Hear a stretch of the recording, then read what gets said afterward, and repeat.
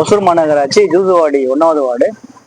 இங்க வந்து பூத்து 4 பூத் இருக்கு எங்களுடைய பகுதியில். நான் இந்த பகுதியில் இருக்கக்கூடிய மக்கள்லாம் மிகவும் ஆர்வத்தோடும் விறுவிறுப்பாகவும் காலையிலிருந்து வாக்களிக்க வந்துவிட்டனர். அனைவரும் மீண்டும் திராவிட மாடல் ஆட்சி வரணும் அப்படின்னு சொல்லிட்டு உதயசூரியனுக்கு ஓட்டு போடுவதற்காக நீண்ட வரிசை நின்று கொண்டு பெரியவர்களும் சகோதர சகோதரிகளும் இளைஞர்களும் ஆர்வத்தோட ஓட்டு போட்டுக்கிட்டு இருக்காங்க.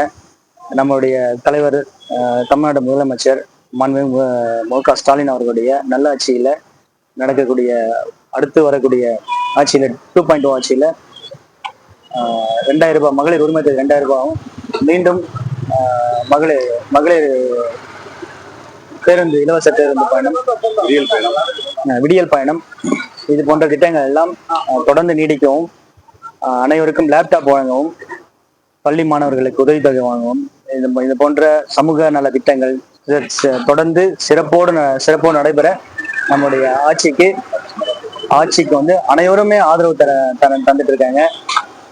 இது வந்து மே 4ஆம் தேதி